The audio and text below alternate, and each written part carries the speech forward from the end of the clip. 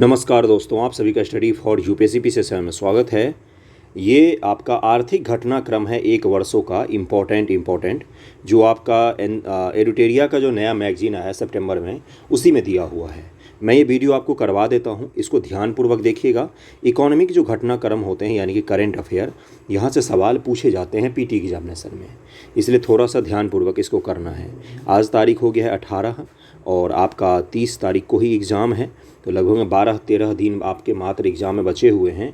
12 दिन भी नहीं बचा है, सही से बोलूँ तो 10 ही दिन मात्र बचा हुआ है आपके एग्ज़ाम में। ओके, तो इसलिए इसको ध्यानपूर्वक कीजिएगा। देखिए, पहला क्या है कि डॉयचे बैंक इंडिया के मुख्य अर्थशास्त्री कौशिक दास द्वारा प्रमुख 17 राज्यों के वित्तीय स्वास्थ्य पर तैयार की गई रिपोर्ट के अनुसार वित्त वर्ष 23-24 के पहले बजट अनुमानों के आधार पर महाराष्ट्र, छत्तीसगढ़ और तेलंगाना शीर्ष 3 राज्य हैं। किसने इस रिपोर्ट को तैयार किया है? तो डॉयचे बैंक के इंडिया के प्रमुख अर्थशास्त्री कौशिक दास, उन्होंने तैयार किया है। एयरटेल पेमेंट्स बैंक बचत बैंक खाते वाले अपने नए और मौजूदा ग्राहकों के लिए पर्यावरण अनुकूल डेबिट कार्ड लॉन्च करने वाला पहला भारतीय बैंक कौन बन गया है? तो ये बन गया है Airtel payment bank. Payment bank Airtel का जो है वो पहला डेबिट कार्ड लॉन्च करने वाला, पर्यावरण अनुकूल डेबिट कार्ड लॉन्च करने वाला पहला भारतीय बैंक कौन बन गया है? तो एयरटेल पेमेंट बैंक। ऐसे ही सवाल पूछ लेगा कि कौन सा बैंक है। वित्तीय क्षेत्र में अग्रणी एयू स्मॉल फाइनेंस बैंक 7 दिन 24 घंटे वीडियो बैंकिंग सेवा देने वाला देश का पहला बैंक बन गया है। अगला है कि हाल ही में जारी एक रिपोर्ट के अनुसार तमिलनाडु इलेक्ट्रॉनिक निर्यात भारत पहले स्थान पर है। बताइए कितना इंपॉर्टेंट करंट है ये, सीधा सीधा पूछ लेगा आपसे।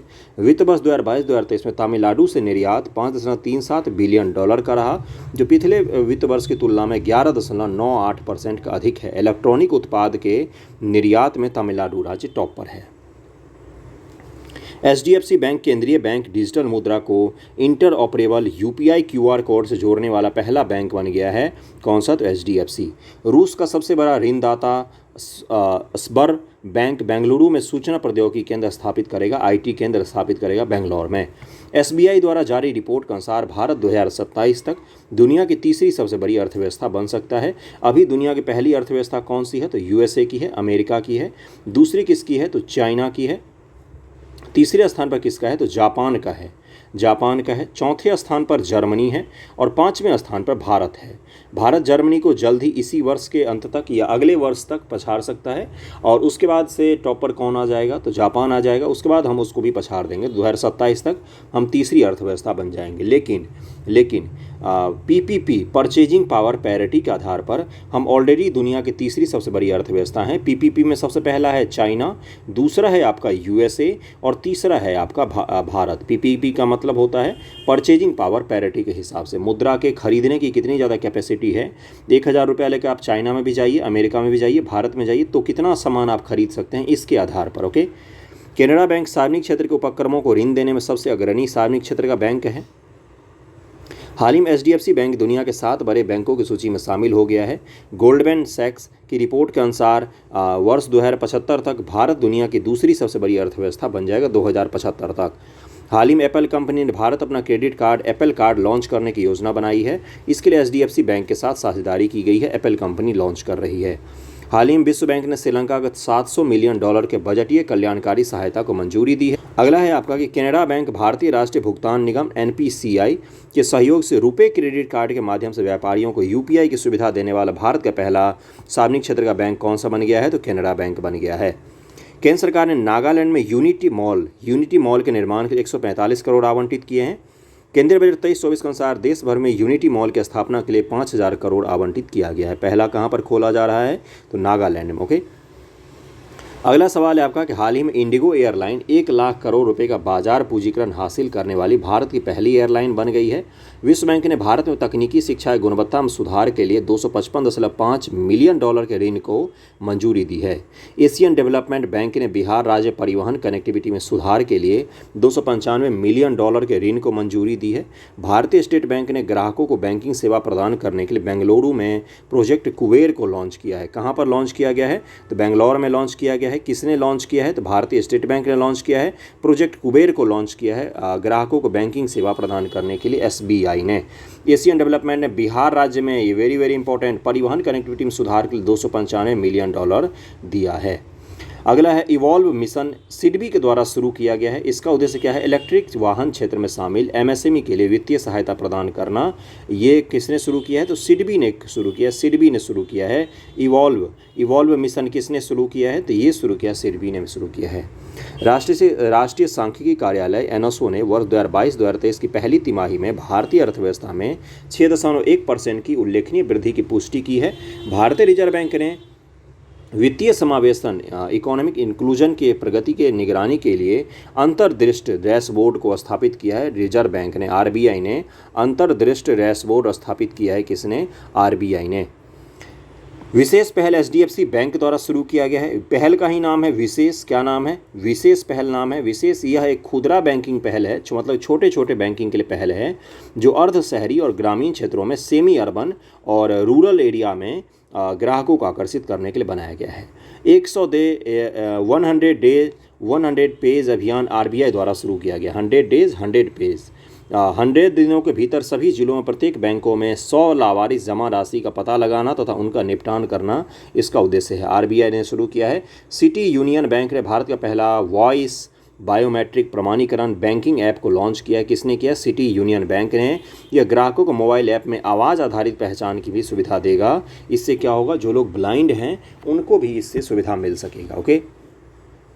भारत के निजी क्षेत्र के बैंक एचडीएफसी बैंक ने वित्तीय समावेशन को बढ़ावा देने के लिए बैंक स्मार्ट साथी को लॉन्च किया है।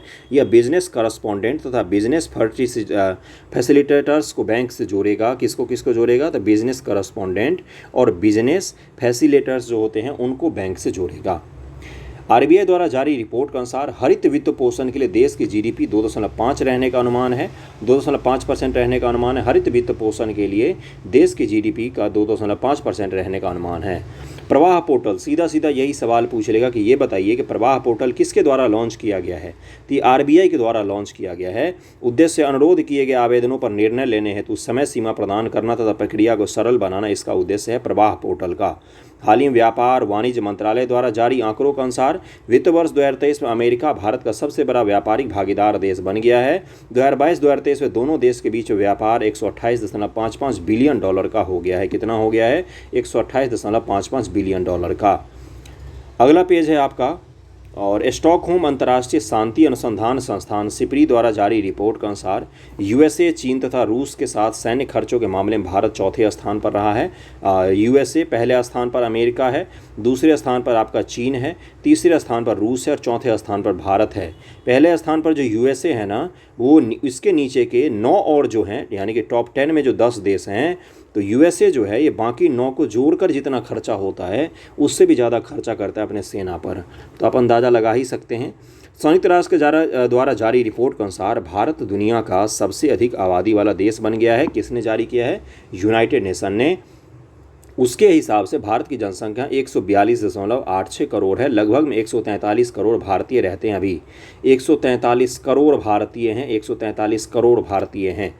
वहीं चीन की जनसंख्या 142.57 करोड़ जनसंख्या के साथ दूसरे स्थान पर है। चीन की जनसंख्या सिकुड़ रही है बहुत ही तेज़ी से। अगला क्या है कि राष्ट्रीय सांख्यिकी कार्यालय एनएसओ के द्वारा वित्त वर्ष 2022-2023 के लिए राष्ट्रीय आय से संबंधित दूसरा अग्रिम अनुमान 28 फरवरी 2023 को जारी किया गया। एक चीज़ और बता दूं, जो अपना दूसरा चैनल है स्टडी फॉर ज्ञान, उसको ज़रूर सब्सक्राइब कीजिएगा। उस पर वीडियो बहुत ही एनालिटिकल होते हैं। इस पर तो कई सारे फैक्ट वाले ही केवल वीडियो होते हैं, लेकिन उस पर एनालिटिकल वीडियो काफ़ी अच्छे होते हैं। 21-22 के राष्ट्रीय आय से संबंधित एनएसओ का प्रमुख आंकड़े वेरी वेरी वेरी इंपॉर्टेंट, जरूर ध्यान रखिएगा। यहाँ से सवाल पूछ सकता है आपसे। प्रति व्यक्ति आय स्थिर मूल्यों पर 98,118 रुपये। प्रति व्यक्ति आय वर्तमान मूल्यों पर 1,72,000 रुपये। प्राथमिक क्षेत्र का योगदान जीबीए में ग्रॉस वैल्यू एडिशन, ये जीडीपी का निकालने का एक दूसरा तरीका है जीबीए। 21% है प्राथमिक क्षेत्र का योगदान। प्राइमरी सेक्टर का 21% रहा है 21-22 ईस्वी में। द्वितीय क्षेत्र का सेकेंडरी सेक्टर का 26% योगदान रहा है, 26.5% है एग्जैक्ट। और तृतीय क्षेत्र का सेवा सेक्टर का योगदान 52.5% के लगभग में रहा है 21-22 ईस्वी में। ओके, और ये एनएसओ का आंकड़ा है। अगले पर चलते हैं। अगला देखते क्या है कि आईएमएफ इंटरनेशनल मॉनेटरी फंड द्वारा जारी विश्व आर्थिक आउटलुक रिपोर्ट के अनुसार विश्व आर्थिक आउटलुक रिपोर्ट कौन जारी करता है? तो आईएमएफ जारी करता है। विश्व आर्थिक आउटलुक रिपोर्ट आईएमएफ के द्वारा जारी की जाती है।